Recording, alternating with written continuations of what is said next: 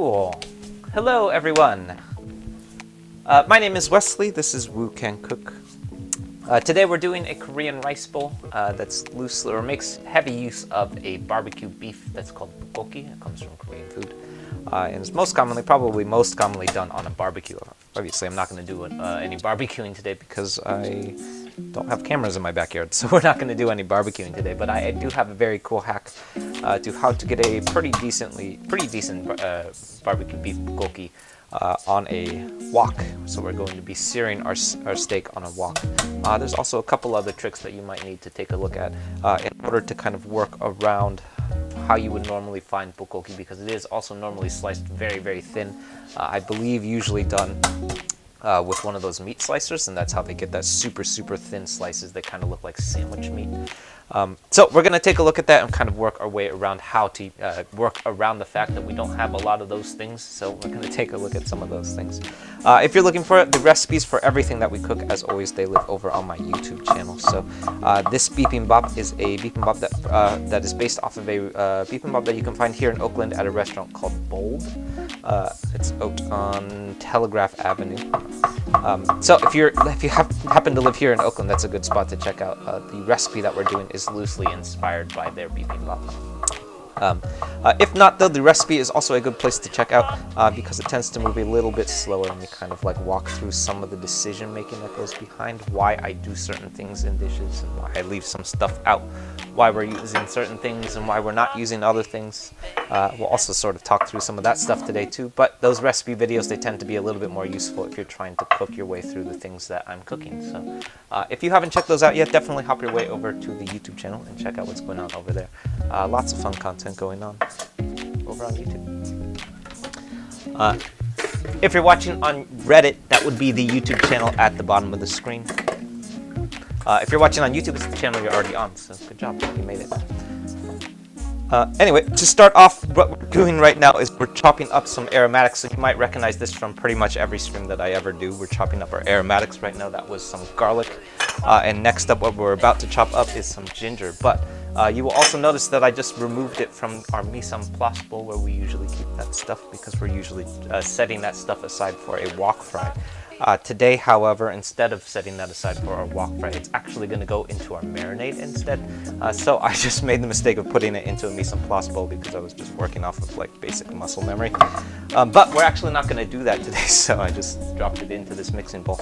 And what we're going to do right now is we're going to start off with our marinade first. So we're going to do a couple of different things that are going to go into this marinade. The last and final, and probably the most important thing that goes into this marinade is going to be some top cut Angus sirloin. Which is going to be a little bit more expensive than my preference, which is usually flank steak. But I couldn't find flank steaks this week, so we're working with some top cut Angus sirloin, which is a pretty nice cut of steak, so I like it. RKK6, how's it going? Yeah, hello. So as with most of our recipes, though, I'm starting off, this is about an inch or about 1 tablespoon of finely minced ginger. We're going to mince this up. Hopefully don't drop your ginger like that. We're going to mince this up and throw it into our marinade. The other vegetable that we're also going to throw in should be what it should be, is an Asian pear. So an Asian pear is very useful and a little bit different from what we're going to be using today. So what we're using today is going to be an apple, or a regular old apple. And the main reason that we're using an apple instead of an Asian pear is just because the grocery store that sells Asian pears is another block farther than where I wanted to go. So I just bought some apple instead. And the grocery store that I stopped at doesn't have Asian pears. So I think it's going to work just fine. But essentially what we're getting out of it is a little bit of like extra sweetness and brightness. If you're trying to assemble a recipe and you're trying not to piss off the internet, I probably wouldn't recommend doing that. But if you don't care and you're just sort of winging it, it'll be a pretty decent substitute because what we're trying to look for is like a little bit of like pretty subtle sweetness that you're going to get from the apple. So what we're going to do with that, we're going to fine mince it, about 1/4 of it, and then throw that into our marinade. And that sugar is going to start crystallizing as we sear that steak, and it's going to contribute quite a bit to how we sear it and how we get like a really, really crispy piece of bulgogi steak today. But before we do that, we're starting off, this is my ginger here. Just like we always do, I'm starting off by fine mincing this stuff. If you don't like fine mincing ginger, you can also put this through a grater. I actually tried it recently, and it turns out my microplane is not sharp enough to do it. So hopefully, if you do have a pretty sharp microplane, it should work okay. For whatever reason, it didn't work with my microplane. I think it's not sharp enough.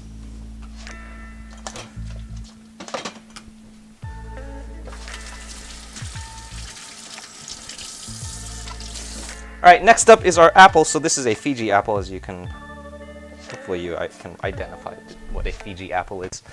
Fiji apple, I guess, if you're not familiar, Fiji apple is neither red nor green. It's probably the only other apple that's red, not red or green. That's not true. There are many different kinds of apple. It's the only kind of apple that matters, though, is the Fiji apple. It has a nice mellow sweetness to it. And again, the reason that we're using a Fiji apple today is really just because it's the one that was available at the grocery store. And it was also looked really fresh, so I went ahead and bought it. A lot of times the decision making that goes behind the things that I end up throwing into a recipe on the day of just ends up being whatever happens to look fresh. So this is what looked fresh today. But if you're trying to stay like relatively close to or appropriate to like what the old grandmas would tell you about like how they make their bibimbap, it's generally going to be an Asian pear. And if you can't find an Asian pear, probably the next best thing would be to just use like a plain regular old pear. That would also have a pretty mellow sweetness to it that would work pretty well. In our case today, we're using some Fiji apple, and what we're doing is I'm removing the skin here, which is harder than it looks. Yeah. And then what we're going to do is, so probably the technique that most folks will stand by is that you're supposed to put this through a grater. I don't like doing that because then you got to clean the grater. So what I'm going to do instead is I'm just going to chop this up really fine and then go for fine mince. And if you are really passionate about avoiding fine minces, you can absolutely go and get your grater out. That will work just fine too. But instead what I'm going to do is I'm just going to do a fine mince instead. So for our fine mince, I'm starting off by going for, this is essentially planks now, and then we're turning it on its side. And at this point, this would be, I guess we call this like a dice. And then what we're really looking for, though, for our fine mince is running our knife through it very, very finely. And if you have a really, really sharp knife like this, hopefully you have a sharp knife. You shouldn't be chopping stuff if your knife is not sharp. But as long as your knife is very, very sharp, it shouldn't be too difficult, especially with an apple or a peach or pear, where it's like it already has quite a bit of liquid, so it's going to fine mince pretty easily already. It shouldn't be too difficult because it should essentially just start falling apart because we're basically smashing this apple into pieces. Which is sort of our goal, so we really want to be sure that we don't have any large chunks of apple left here. So if there are large chunks of apple left, what's going to happen is that stuff is just going to start cooking, and then it's not, so if we don't pulverize our apple, so if we still have like these large chunks of apple, if we don't be careful about making sure that stuff gets pulverized, it will stick around in the wok fry, and then you're going to be picking like weird apple chunks out of your bulgogi, which is not fun. So very oftentimes when you see me mincing like ginger, for example, I'm not super careful about how I mince that ginger. I'll be like, I might leave some stuff behind. I might leave some like random bits and pieces of larger pieces of ginger. It's generally still going to be okay because you'll probably just end up with like a larger bite of ginger every once in a while. It'll be okay. In our case today, though, with this apple, we definitely don't want to do that because we don't want to be finding larger bits and pieces of apple hanging around.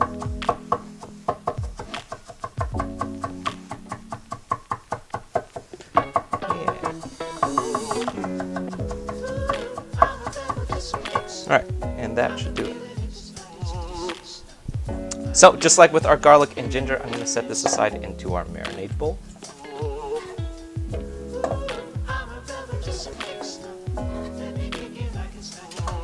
And then the most important, I guess maybe the highlight of the evening, is going to be our sirloin steaks. So today, I believe in the original recipe that I had written, we were using,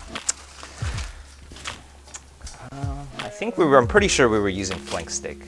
I'm not positive off the top. I wrote here that we were using beef tenderloin, but I don't think that's actually true. So what we're using today, this is top cut Angus sirloin. You can tell because it says top cut Angus sirloin. Top cut Angus sirloin is a little bit more expensive than flank steak, I believe. Or at least at the market that I go to, it's about $1 or $2 more expensive per pound. So usually, most often when I'm shopping for meat, I'll probably go for the flank steak instead of the top cut Angus. Just because it's cheaper and you're generally not going to tell the difference. For today's purpose especially, you're not going to be able to tell the difference because we're about to chop this really, really fine anyway. So once you start chopping stuff up super fine, and once since we're treating this steak the way that we're about to start treating it, it's not going to make a huge difference whether or not you're using flank steak or Angus sirloin. Although what we do want to do, so we want to be careful with our steak today and what has a lot of tendon going on. So all of this white, silver skin, this stuff right here, that's not fat. This is actually tendon. So we want to remove all of that stuff because it's pretty chewy. Or do your very best not to include that stuff. And then what we're going to do is, so this is super important, especially with cuts like Angus sirloin. So we want to be sure that we're chopping against the grain. So that tends to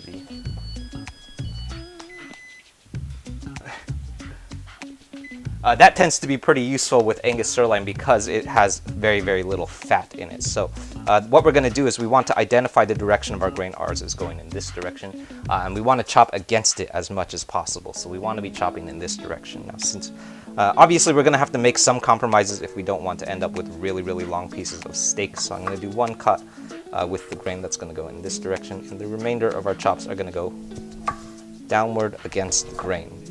So the reason that we're doing that is because as you bite into a piece of steak, the more chops that you have with the grain, the more that your mouth is going to have to work. Your teeth are going to have to do to sort of like chew through the grain, because if you've chopped with the grain too much, it's going to sort of create this like more chewy piece of steak that's not necessarily the greatest bite.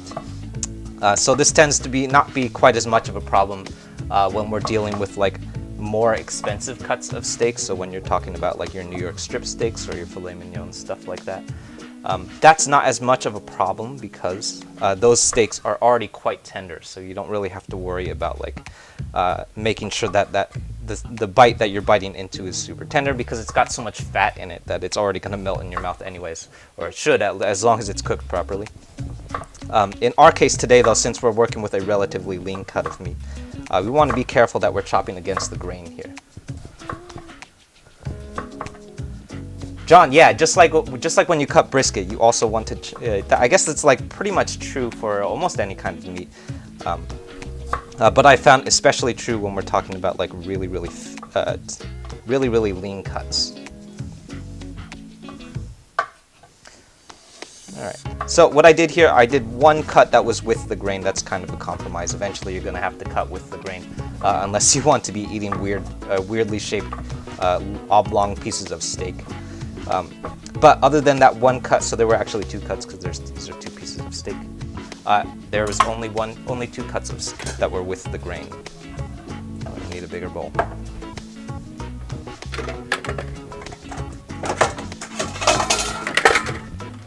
So very often when I'm shopping for steak especially, what I'll usually end up doing when I'm looking at it in the market is I'll look at how the butcher has cut the steak. So I'll look, and if the grain is going lengthwise a lot, and like the way that it's cut is following the grain a lot, I usually try and avoid those cuts because it's going to make it a little bit more difficult to chop against the grain. So super useful when you're in the grocery store shopping for steak. Just pay attention to that stuff. The other thing that I like to pay attention to when I'm looking at a cut of steak is how much of that tenderloin how much of that membrane is sort of sticking around. So you can tell, I didn't actually chop very much of it off. There's like a little bit of this stuff that we chopped off. Some of this actually might be fat. This is definitely tendon. Usually when I'm shopping, especially with flank steak or something like a top cut sirloin, I try and avoid any kind of steak that has too much of that stuff. eventually you're going to have to compromise and buy a steak that has a little bit of it. But what you're doing essentially, because we're going to be cutting all of that tendon off anyway, is you're throwing money away. And if you're buying a steak that's mostly tendon, and I have done that, I have bought like 2 pounds of flank steak that was really, really cheap, and I didn't know why it was so cheap because I just bought it blind. I didn't actually look at it. And when I brought it home, I found out that it was mostly just tendon, and I ended up pretty much just using it for stock. So be really careful when you're buying steak. Pay attention to how much tendon it has and membrane. Because you're gonna have to chop all that stuff off anyway. John, oh, you bought a wok because of this channel. That's awesome. What kind of wok did you buy? Very curious. So that was 4 tablespoons of regular old soy sauce plus 2 tablespoons of dark soy sauce. And then finally, this is going to be 1 tablespoon of sesame oil and 2 tablespoons of brown sugar. So the one thing that we want to pay attention to is that 2 tablespoons of dark soy sauce. So anytime that we're using dark soy sauce, and it comes up a lot in a lot of the things that I cook, we want to be very cautious and like pay attention to how much of that stuff we're using, especially if you're going to use it in multiple places. So if you like have it in a marinade and you have it in a sauce later on, you want to pay attention to how much of that stuff you're using, because it is very, very concentrated. And if you're not careful, it can really, really quickly overwhelm the dish that you're throwing together, and then it will turn into sort of like a syrupy mess, which is not good. Okay, did I add ginger, garlic, and apple? Yeah, that's what we added today. Today we're using a Fiji apple. If you're trying to recreate this yourself, I would say probably don't go with a Fiji apple. I would say my first preference is always an Asian pear, which if you happen to live in Chinatown, it's really easy to find in Chinatown. Pretty much every market will have some kind of pear in it, because it goes in a lot of marinades like this. For whatever reason, the market that's closest to my house, it's like a block away. They don't carry it. They carry apples instead. I guess probably because like people like to snack on the apples. So I bought this one instead. The market that carries the Asian pears is a little bit farther, so I just ended up getting the apple instead. But I think it's actually going to be okay. But if you're trying to create like a really, really authentic bulgogi, use that Asian pear. That's it for our marinade. I'm going to set this aside. If we're really committed, this should go for at least 30 minutes. It's not going to go for 30 minutes. It'll probably go for like 10 minutes. It'll still be okay though. Yeah.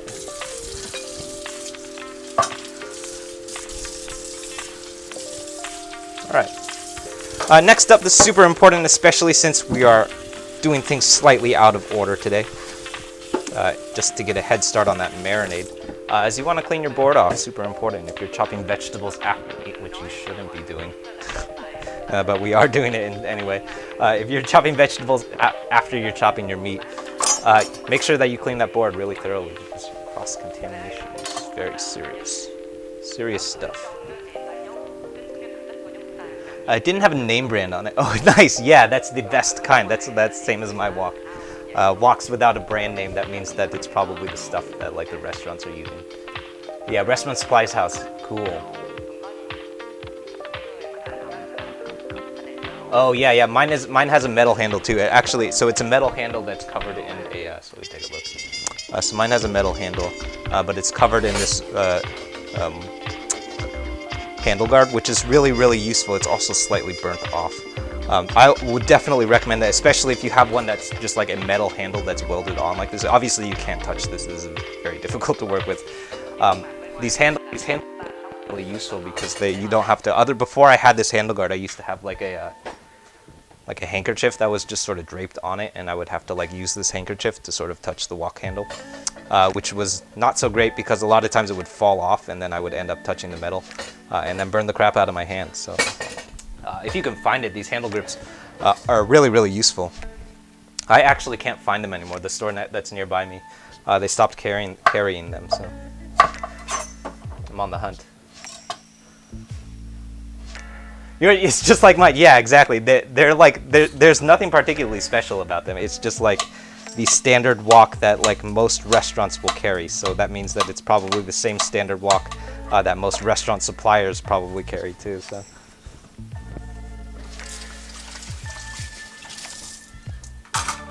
Yeah, let me know how it works out for you. Like the real trick to like getting a good wok is all about how you season it.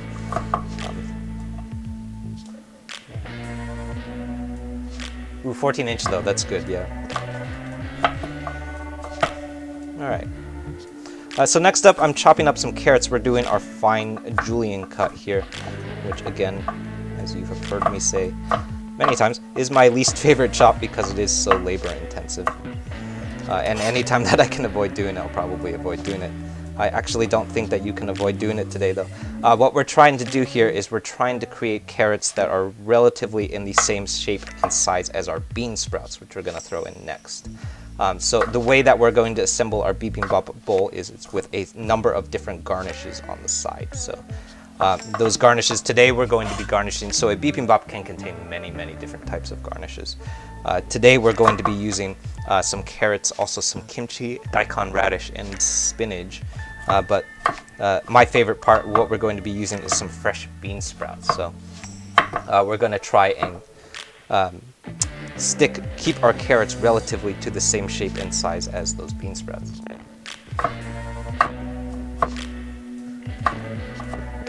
Can I suggest a wok for a good modest budget? Yeah, totally. Yeah, I totally can. So I definitely, if you're like shopping for woks when you go to like Williams, I had my eye on a wok at Williams Sonoma for a while before I got this one.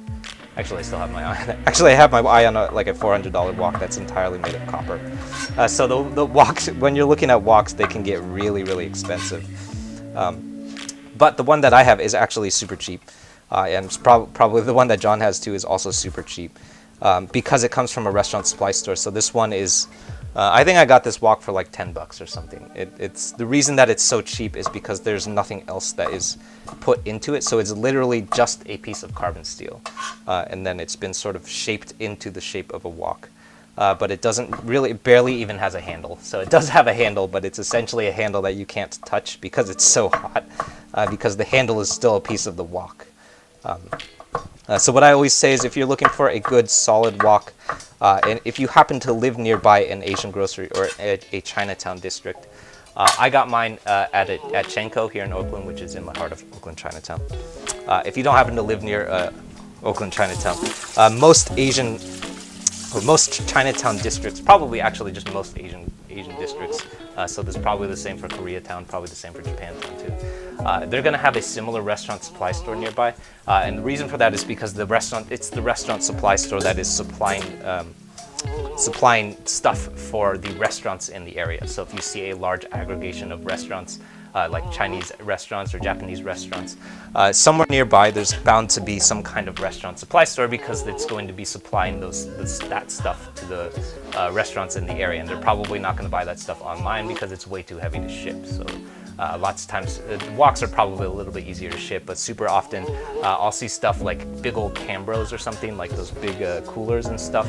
It's way too expensive to ship, so you will very often will find somewhere in the vicinity some kind of restaurant supply store that's supplying stuff to those Asian restaurants. And that's always a good place to start if you're looking for a cheap wok. Yeah, John was in. Yeah, it was in the Chinatown district. Yeah, exactly. All right.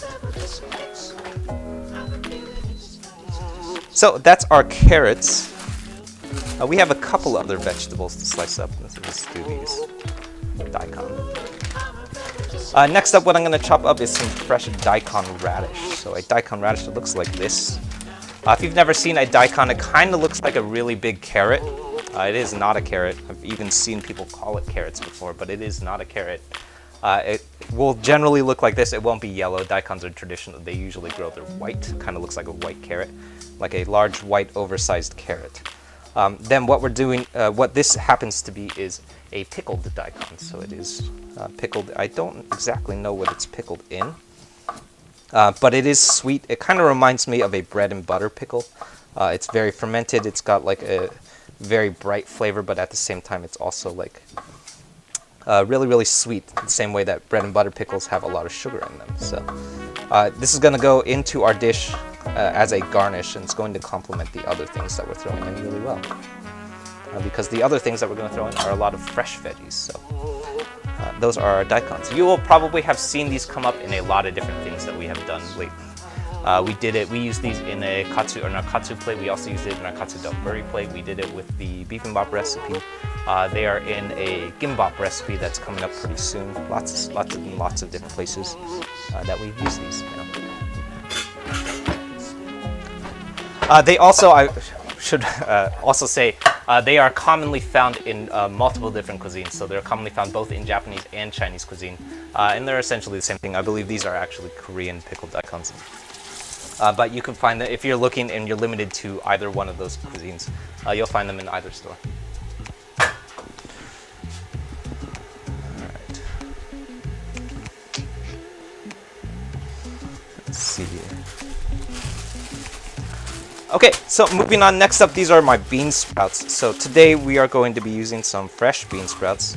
If you were watching the stream yesterday, we were making some pad thai using some very old bean sprouts. I think they're still in my trash can, actually. Fresh bean sprouts, they are very springy. You can tell how springy they are. I just got these today, so they're pretty springy.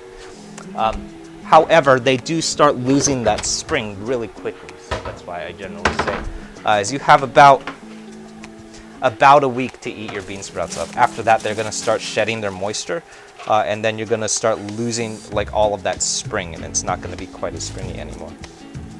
So I'm going to throw, this is maybe a cup's worth of bean sprouts. It's kind of a lot of bean sprouts, but I like bean sprouts, so it's going to be okay.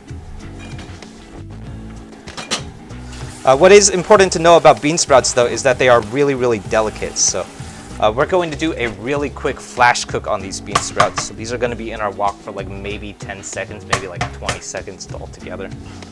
And that's pretty much it. We're not going to do much else to them.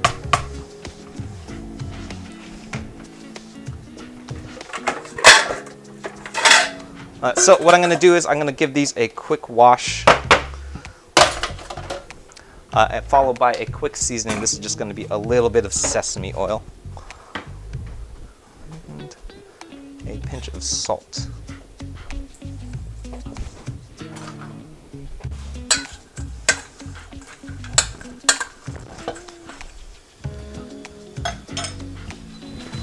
And that ought to do it. That's our bean sprouts. Let's see.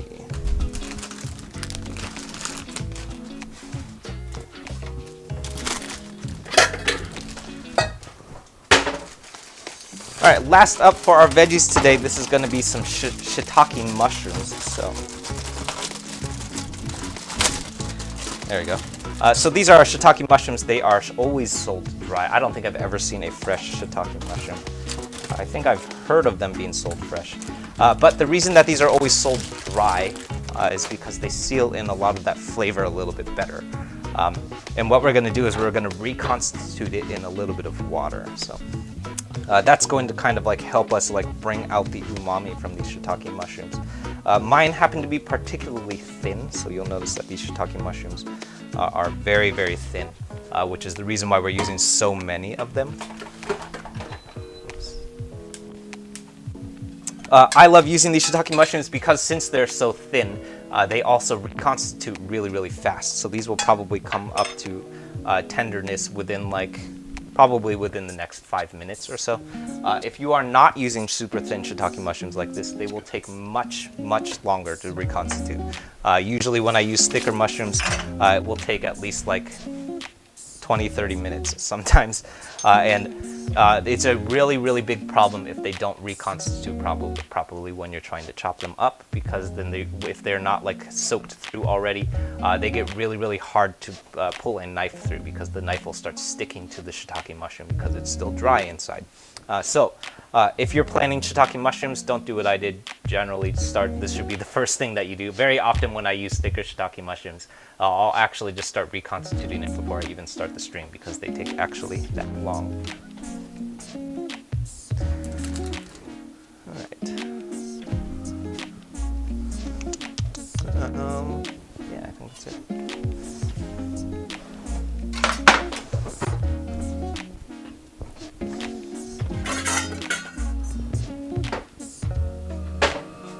Cool. Last up, we're going to do our sauce here. So this is essentially going to be the sauce that goes on top of our rice bowl.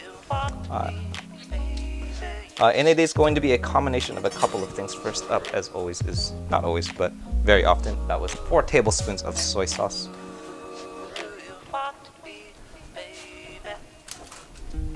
Oh, how long have I been doing chef? Like 3 or 4 months now. It's been going on for a while. It's been a fun way to sort of like start introducing the food that I've been cooking. I'm glad that someone knows about that.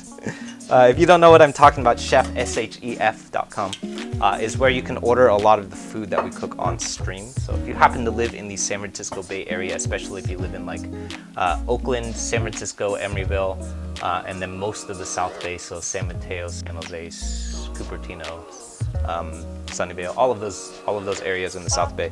A lot of the food that we cook on stream can be purchased to order, sort of like you would just be ordering from a virtual restaurant. But you can order it through Chef, so super fun way to get my food out to other people. Most of the things that we're serving there are fried rices. And actually, we just announced this today. I think that was yesterday, actually. We'll also be opening a physical location too, so if you happen to be in the area this coming Sunday, we're going to have a booth up, a Wu Can Cook booth up out at the Alameda Antiques Fair, where we're going to be cooking up some like Taiwanese night market style fried rices, so that's going to be super fun. So if you happen to be in the area, drop by the Antiques Fair and check out some of the food that we're serving. Alright, so that was 4 tablespoons of soy sauce, 2 tablespoons of sake, 1 tablespoon of sesame oil, and then finally this is going to be 3 whole tablespoons of gochujang. So this might be one of the only recipes where I've used that much gochujang. Gochujang is very concentrated. It comes from the fermentation of chili. So it is very, it's not super spicy, but it is spicy enough where we want to exercise some caution. It also has quite a bit of sugar in it, so it is very almost like syrupy. I don't think I've ever used 3 tablespoons of gochujang in any recipe before. But I actually think it's really necessary because it's going to be like where all of the heat comes from. So we want that like really bright red heat coming out of our gochujang today. Because everything else that we're going to be serving is going to be fresh. So we're going to have like fresh spinach, fresh carrots, fresh bean sprouts, essentially fresh kimchi, some fresh shiitake mushrooms, daikon, radish, and then the bulgogi, which is going to be seared, and then the only other source of flavor is going to come from our sauce element.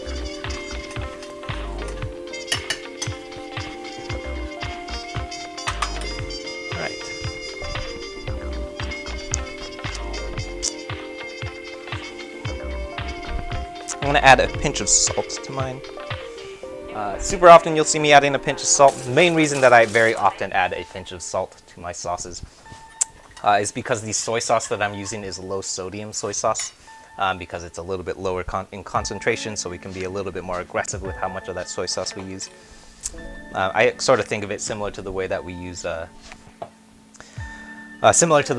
kosher salt, because it's like a little bit larger in grain, so it's kind of useful. But as always, if you are following this recipe, I always recommend season to taste. So taste it and then adjust. Add what you think it needs. Yeah, definitely. Pika Mochi is a great username too, by the way. Yeah, definitely. Next time that you are nearby, come find the booth.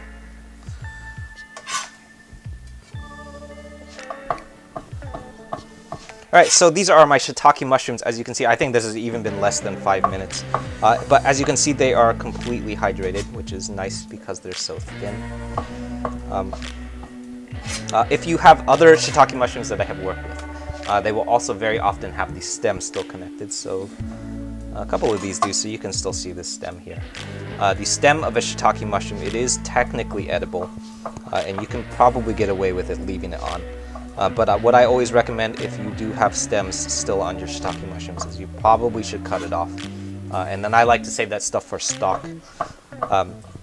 But it is super chewy, so if you're not like accustomed to chewing through a really chewy mushroom stem, it's not very similar to how like the stem of a cremini mushroom or something is. It's probably not going to be an enjoyable experience. So I generally recommend chop around that stuff.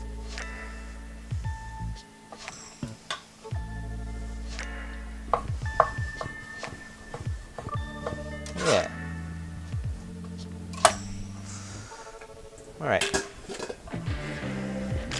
our mushrooms. And I think that ought to be it.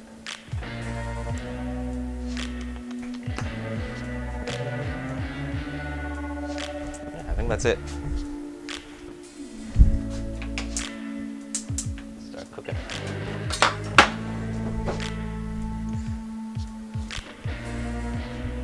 Alright, so over on the stove, I've got my wok heating up here.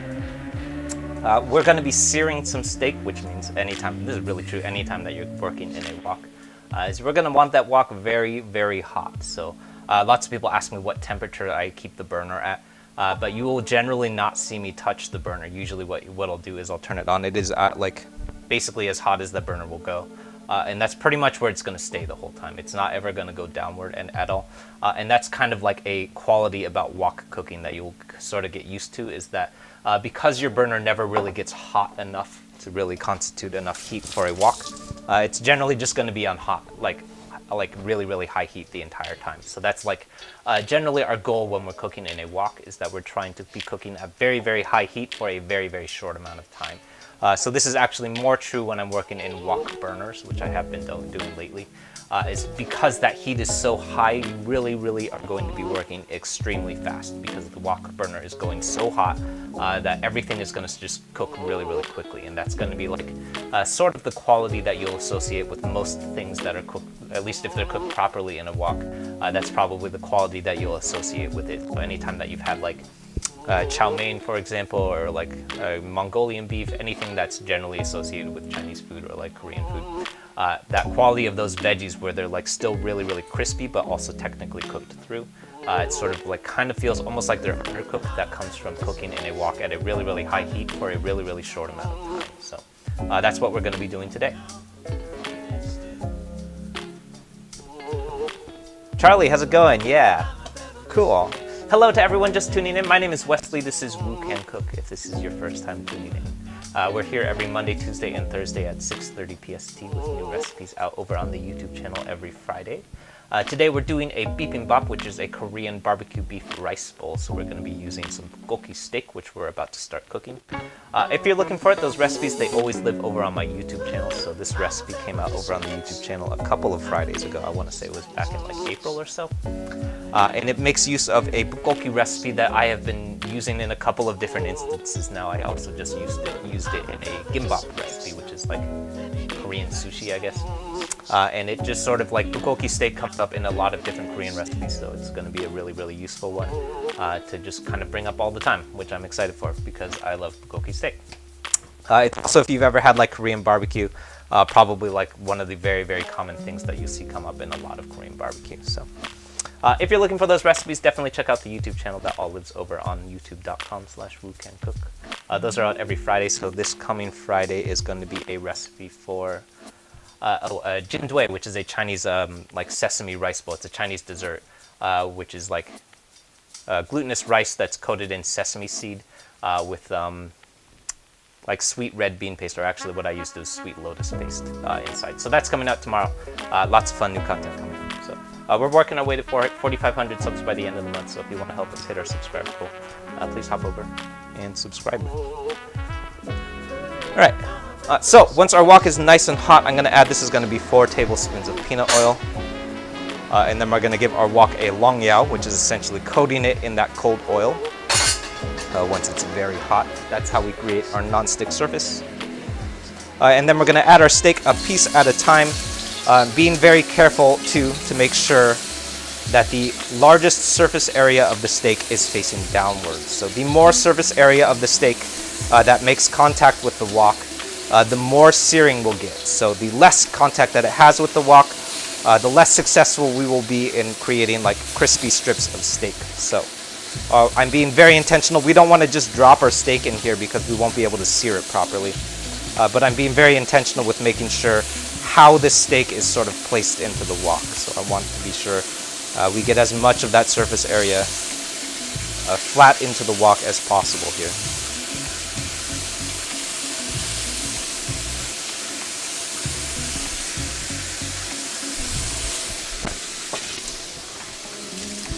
And then what I usually like to do, especially because I'm working in a round bottom wok, so you can tell down here at the bottom of the wok where the bottom meets the bottom of the stove.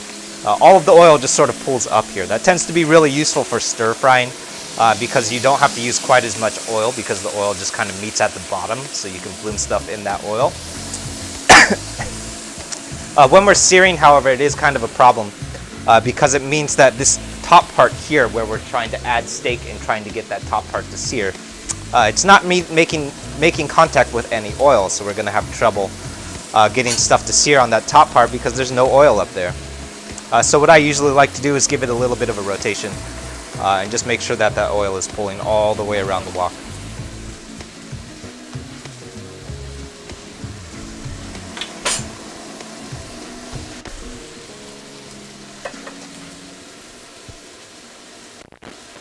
You need to harness plasma to evenly heat the wok. Yeah. Cool. So when I usually sear steak, what I usually will say is we're going for at least 2 minutes, usually about 2.5 minutes. It sort of depends on how hot your wok is getting. I usually start checking it around like 1.5 minutes and not maybe 1:30, or maybe 1:45, right around that area.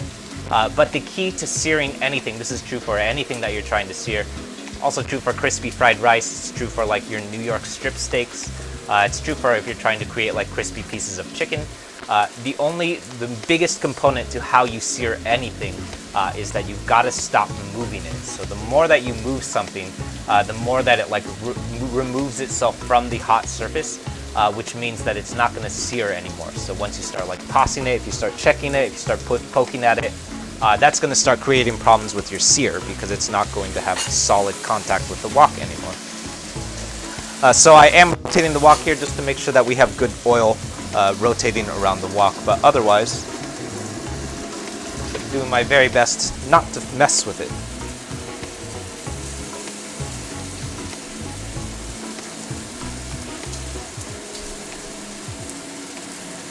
Yeah.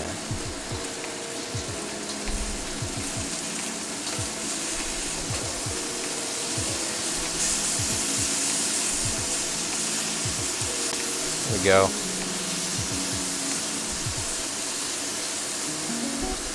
So it's 2 minutes. We're 2 minutes in, and I'm going to give everything a flip here.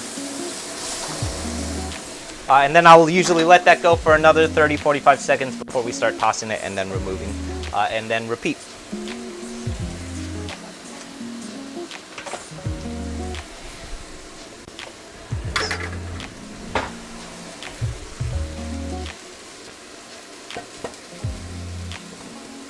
Yeah, so the long yao is a cold oil introduced to a hot pan. So someone also pointed out that's pretty much, or someone told me that that's essentially how you cook in all pans, but that's actually not true because that's not really how you would approach olive oil, for example. But essentially what we want to do is make sure that when the oil gets into the pan should already be hot. So this is also how you would treat like a cast iron skillet if you're trying to do like a really crispy fried egg, for example. And then what that's going to do is it's going to create that non-stick surface. So if you've ever tried to put like cold oil into a cold pan or a cold wok and then tried to heat it up, a lot of stuff is going to start sticking to it, which is not what we're after.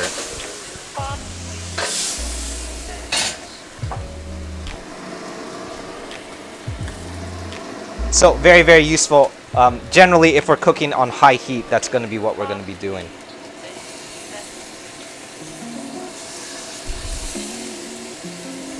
But yeah, I also have pointed out too, is that not necessarily how you cook everything. So that's not how you would approach, say, like olive oil, if you're cooking on like medium to medium low heat. It's also not how you would cook if you were cooking in butter, for example. So when I'm doing soft scrambled eggs, for example, we're introducing cold butter to a cold pan and then slowly bringing it up to temperature.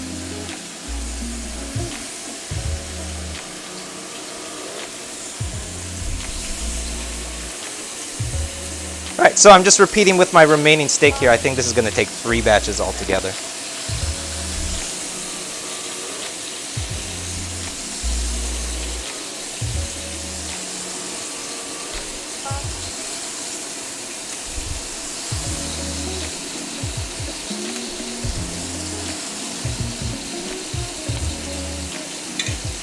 And that ought to do it.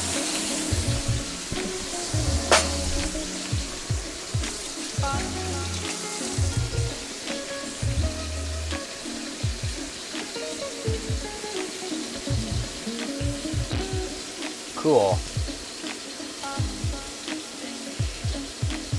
Ripping high, yeah, fish MD, that's exactly it. So we can take a look over on the cutting board. Here's our finished steak, or at least some of it. There we go. You can kind of see it. It is like nice and seared, so we're looking for this sort of stuff. Got this nice crispy seared edge here. That's what we're going for in our steak today.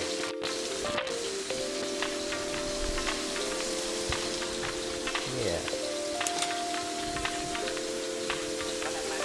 Hot pan and cold oil, yeah, exactly. If you could put something on screen right now, it would be your grandmother's soup, yeah.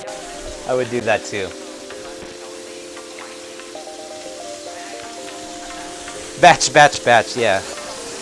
That's definitely like a quality that you'll see come up in a lot of wok cooking, especially when we're working with searing steak like we are today, is we're going to be batch cooking a lot. So you'll notice, so the wok is not technically full, so we technically have all the service area up here that we could be using. The reason that I'm not filling the wok up all the way is because if we did do that, if I did put steak up here, it really wouldn't do much. It would pretty much just stay raw. If it did cook, it might cook a little bit, but it would essentially be searing on relatively low heat because the wok itself up there is not very hot, so we can even touch it. And it's not super hot at all because the wok doesn't, the quality about our home burner is not going to reach heat very high up there. So that's sort of like one of the properties about wok cooking that we have to work around. Since we don't have really high heat, we don't have huge amounts of BTUs going on in our wok. So I'm being careful not to overload my wok here, and in doing so, cooking in batches.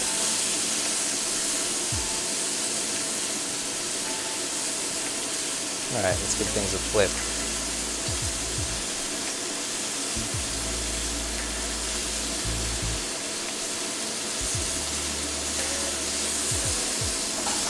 There we go. Yeah. Starstruck. I'd never heard of that award, but thank you. That's cool. All right.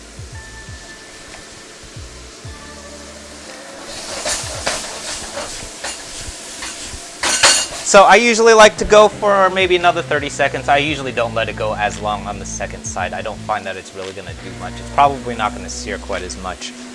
So we're not going for super crispy. Mostly what we're just trying to do is make sure everything cooks all the way through. And that's pretty much as we're going to get out of it.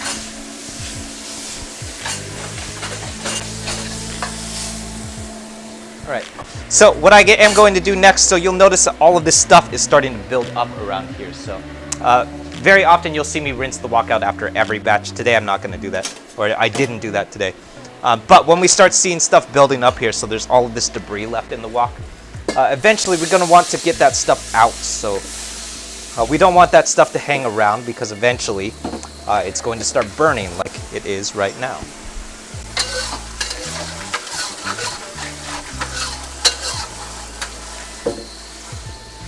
So I'm just giving my wok a quick rinse. I actually did a little bit of scraping because it was sticking around a little bit more than I'd like.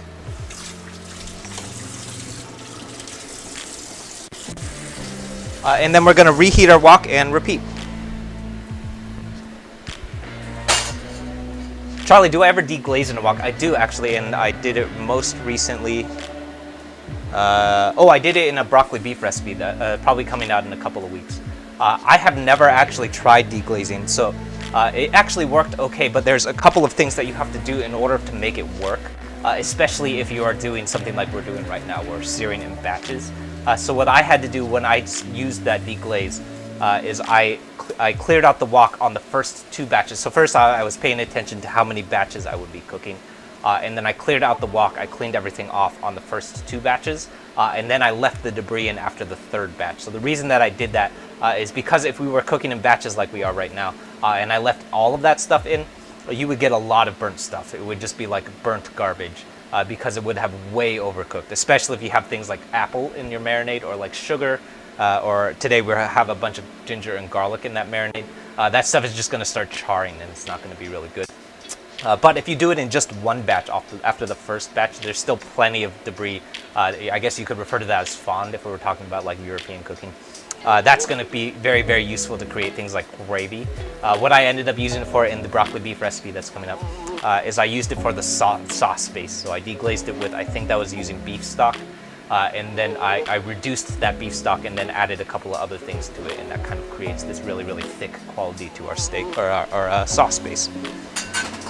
But so you can see here, so all this stuff is sticking behind here. So like this stuff, we don't want any of that staying around in the wok. So, and that will happen as you cook in batches. So as we like continue on to our third batch here, the stuff that's sticking around from our first batch, that's been in the wok the whole time. So that's not going to be good. Oops, and I forgot to add oil. So yeah, that's not going to be good for deglazing, but you can get away with it if you do treat the wok properly, though. Now,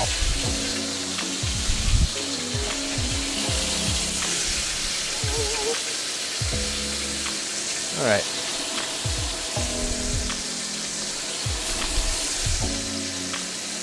So here's my final batch of steak going in.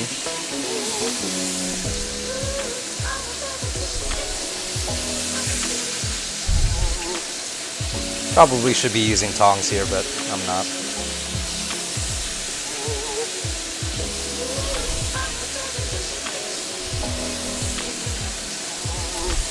And that ought to do it.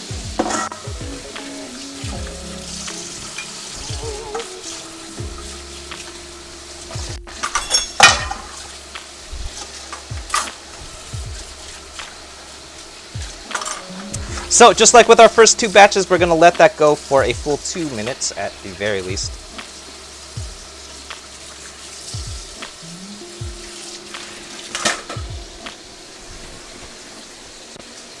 Yeah, what is it? What's in the bibimbap sauce? Yeah, there's a couple of things in our bibimbap sauce today. Probably so we could take a look. Where's our sauce? There it is. Nope, camera's off. So we can take a look here. See here, first off, here's our finished steak. This is what we're adding to. And then here's our bibimbap sauce. It is like bright red. Hopefully it's bright red. Sometimes the contrast of the camera kind of messes with it. This is really useful. What we're going to do is we're going to drape this on top of our rice. And there are a couple of things that are in here. Probably the main things that are in our sauce today is soy sauce and gochujang. So that's a lot of gochujang that we used. I think we used three whole tablespoons of gochujang, which might be the only time that I have ever used that much gochujang in anything, because gochujang is very, very bright and very, very concentrated. But it is also like the main predominant thing that comes out in a bibimbap sauce. It's also what makes it like bright red too. Pour away the flavors for later. Yeah, that's essentially what you're doing. It's also why like skipping the deglaze in like wok sears like we're doing right now is such a bummer, because essentially what you're rinsing out every time that you rinse a wok out is a whole bunch of flavor. So all things that like in Italian cooking, for example, is like iconically essential ingredients to a lot of pastas. So like the fond from bacon fat, the fond from steak like we are using today. All of these things are things that are used in European cooking that are really, really important to building out flavor. But when we're batch cooking though, it's super, super important to like pull all of that stuff out before you move on to the next ingredient. Otherwise, you're gonna have burnt stuff going on. So it's all like just really comes down to how like the recipe is sort of treated. So the reason that fond works really well in Italian cooking with like things like bolognese sauces, for example, is because it's long cooked for a really, really long time. So the way that when I do a bolognese, usually what I'll do is I'll like render a bunch of bacon fat, and then like maybe like render a bunch of fat out of some like ground meat, and then pull it out. And then what's left behind is all of the fat and like all of the juice and all that stuff that's coming out of the meat. It's still in the pot, and then when you move on to the next step, what you're doing is long cooking from there. So you're adding like, you're deglazing, and then you're just going to simmer for a super long time. So there's no real like there's no real risk of like starting to burn anymore because you're simmering. But with a sear like this, if we left that behind, it's going to start being a problem. Yeah.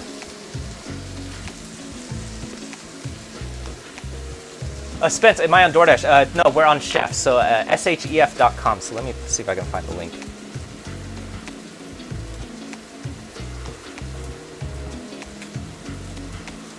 There it is. So if you're looking for it, this is where you can order food.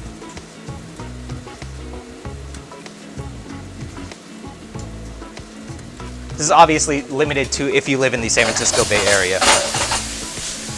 If you happen to live nearby, you can get most of our fried rices. And also, if you happen to be in the area this weekend, we'll be at the Alameda Antiques Fair.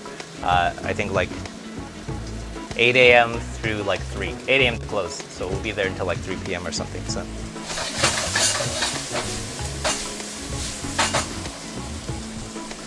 All right.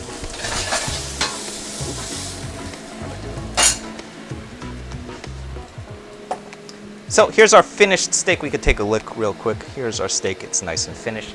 We're going to go ahead and set this aside, and then what we're going to do is we're going to flash cook a couple of veggies, which means that we want to rinse all this stuff out one more time.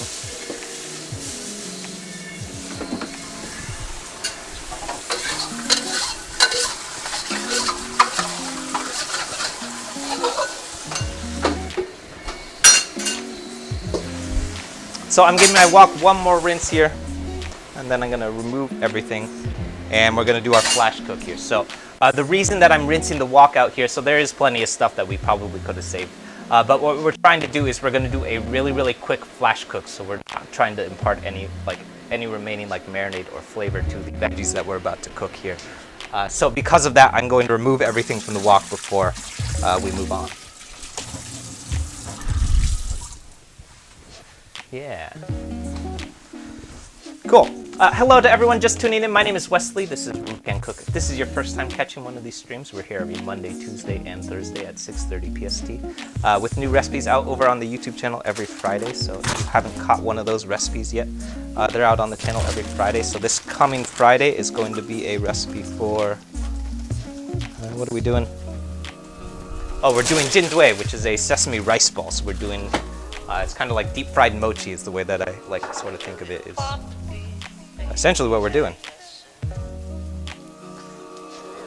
So if you haven't checked that out yet, those are out over on the YouTube channel every Friday. So definitely hop over and check out what's going on over there if you haven't yet.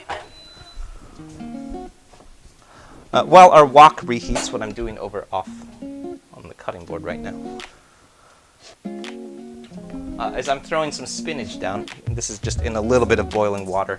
What we're just trying to do is get it to wilt. So this has a little bit of boiling water here. I think it might need a little bit more boiling water than that. What we're essentially doing is we're just going to wilt that spinach a little bit. And that's going to be pretty much all you have to do with spinach. It does not take very much to wilt spinach. It wilts pretty quick, so just throw it in a little bit of boiling water. You could also do it in a pot if you want, but it's only going to be in that pot for a couple of minutes, or a couple of seconds, excuse me. All right. So once our wok is nice and hot again, now that we see all of that smoke coming up, we're going to start doing our veggies, finally. So at this point, I'm going to start going really easy on that oil here because we're going to do a batch cook on a couple of different things. So today we are going to be cooking our shiitake mushrooms, our carrots, and our bean sprouts. So we're going to do our carrots first. But since we're going to be cooking all three of these ingredients independently, we want to start paying attention to how much oil we use each time that we do one of these batch cooks. Because as we add more oil, or as we do our next ingredient, that oil is going to start building up, so we want to be careful there. So I'm going to give my carrots, that should go for like maybe a minute, maybe even less than that. And then we're going to remove and then repeat with our bean sprouts.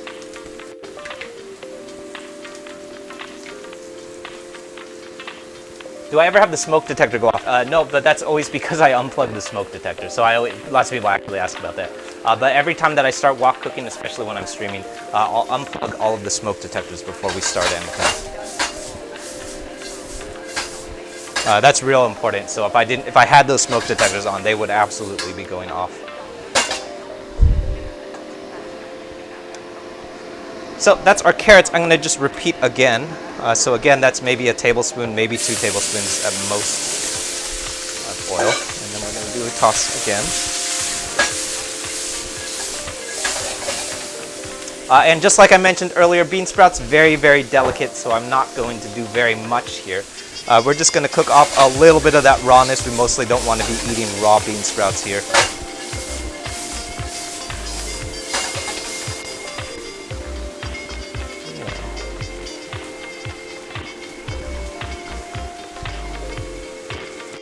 Do I ever use an extractor? Yeah, so the overhead fan, yeah, we generally do. I usually only use 1 out of the 2 of them. That's mostly because it gets really, really loud. So if both of those fans were on, I probably would not be able to speak over it. It's also why close miking or lapel mics have been really, really important for these streams. Without the lapel mics, you probably wouldn't be able to hear me over the fans. So that's our bean sprouts. We're gonna do 1 more batch cook here. And here are our shiitake mushrooms.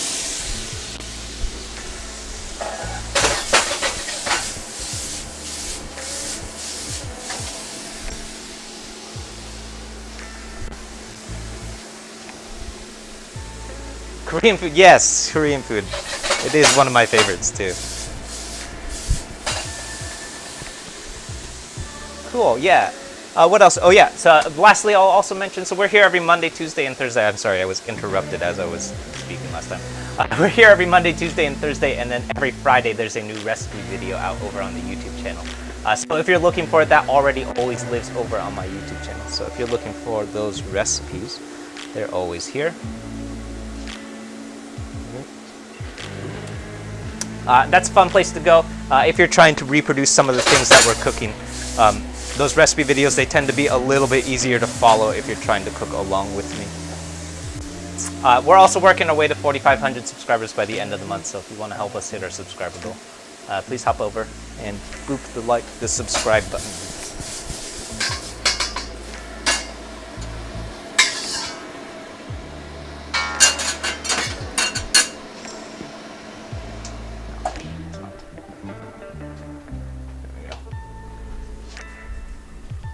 So that is all of our veggies.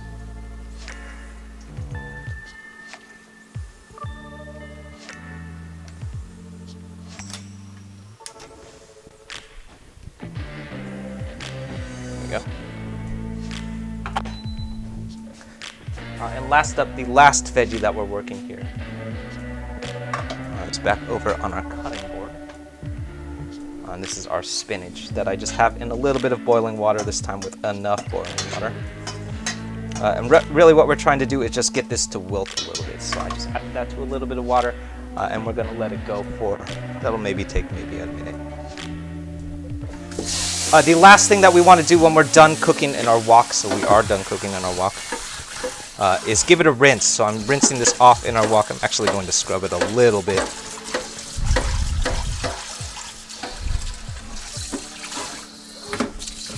But super important, especially if you're working with a carbon steel wok like this one, is that you're gonna want to clean that thing while it's still hot. So if you try and clean a wok when it cools down, so it's super tempting to do, especially if you just finished cooking and there's food that's sitting in front of you that's ready to eat. The last thing that you want to do is start cleaning your kitchen. But very, very important, especially when we're talking about carbon steel, is that you're going to want to clean this stuff while the wok is hot, because while it's hot, it has this nice and non-stick surface quality about it. So we can clean it, and pretty much everything is just going to wipe right off. So I actually did a little bit of scrubbing today, but not very much. And that's about it. Ready to cook.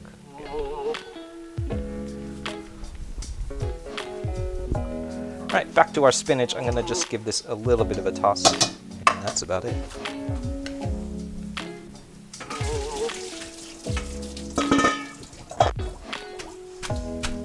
So here's our wilted spinach.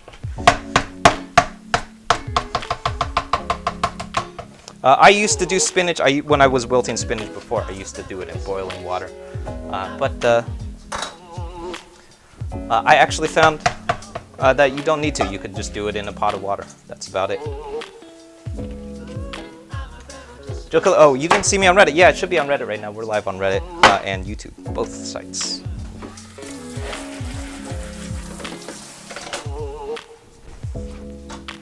So that's our spinach. I'm going to season it with a couple of things real quick. It's going to be just a tablespoon of sesame oil, and then a pinch of kosher salt, and maybe most importantly, that's going to be our sesame seeds. So just a pinch of sesame seed.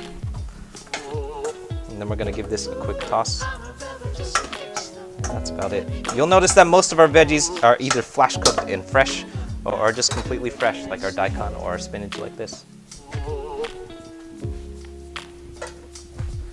And let's ready to plate.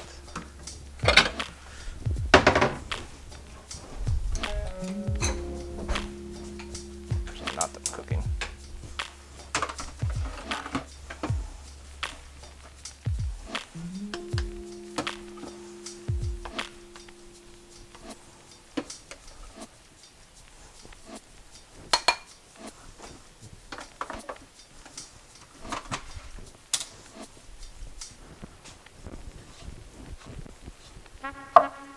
Alright, so last up here, what we're going to do is start plating here. So the way that we plate is very specific to how you would plate a bibimbap. And is the reason why we just spent all of that time flash cooking these things independently. So we cooked each ingredient on its own. We didn't toss everything together. So if we were doing, like, for example, a Chinese stir fry, we would have thrown everything into the wok all at the same time. We're not actually doing that in today's wok fry. Specifically for the reason that we can plate like we are doing right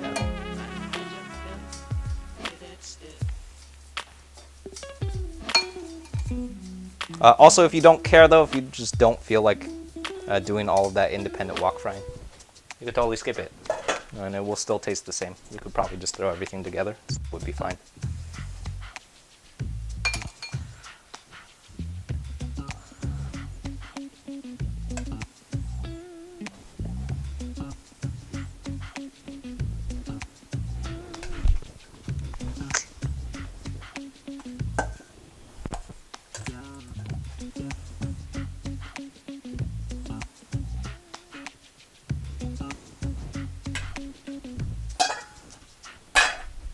So that's our shiitake mushrooms, followed by our spinach. This is some daikon.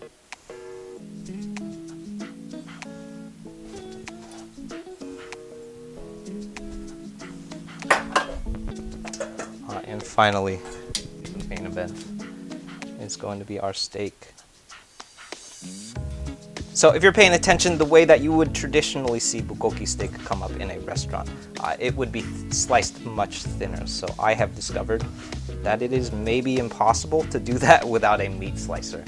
So the way that they get that steak sliced so thin is that they got one of those slicers.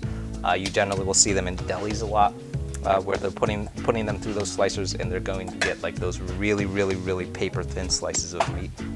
And then it's flash cooked for an even shorter amount of time. I think that stuff probably will cook. It's the same stuff that you do when you get like Korean barbecue, like cooked at the table. That stuff probably cooks in like a minute per side because it's so thin. We can't do that today because I don't have a meat slicer that gets that thin. What I did do is I sliced it about as thin as I possibly could. This is not ideally as thin as I'd like it to be, but it's close enough.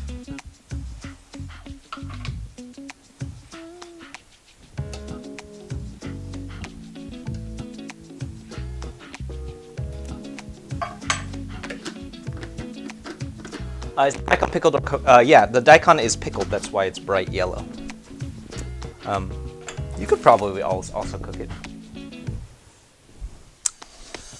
Alright, so the very, very last thing that we're going to do, I did not forget. I did remember that we're going to do this, which is why the wok was still on, is we're going to fry a single fried egg. Yeah, surprised you guys thought we were done. Alright.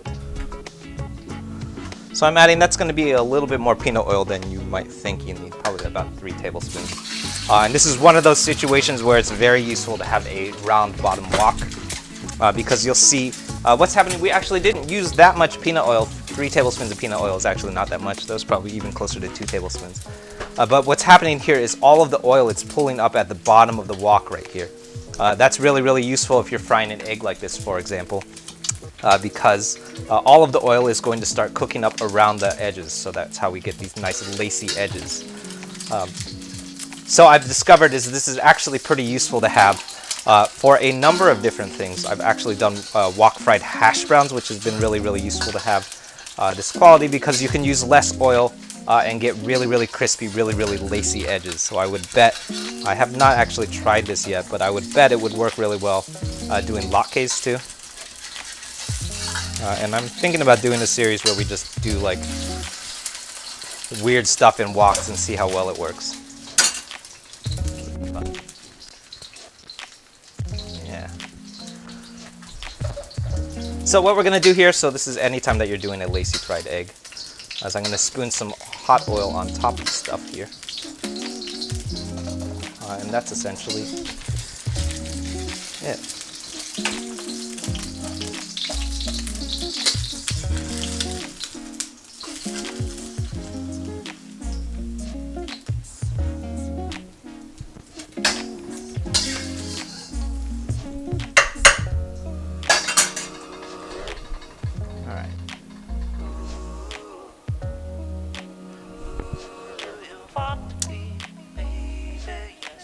So if you'll notice, there's all of these black flakes that are coming off in my eggs right now. So that's what happens when you don't clean your wok out properly. So I was also mentioning this earlier.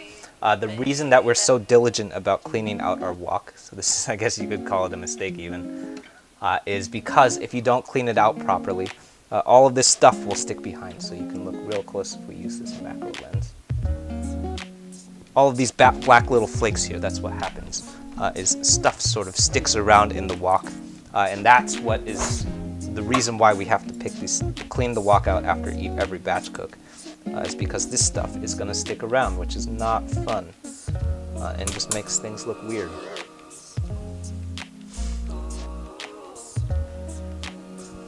Alright.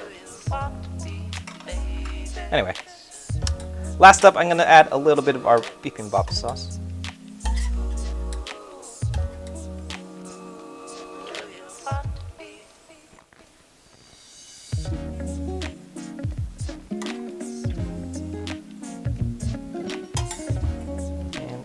Sesame seed. And that ought to do it.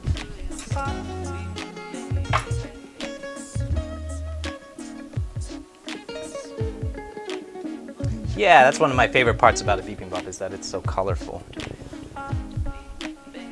It's also maybe the real reason why I wanted to use pickled daikon, is because it's so colorful.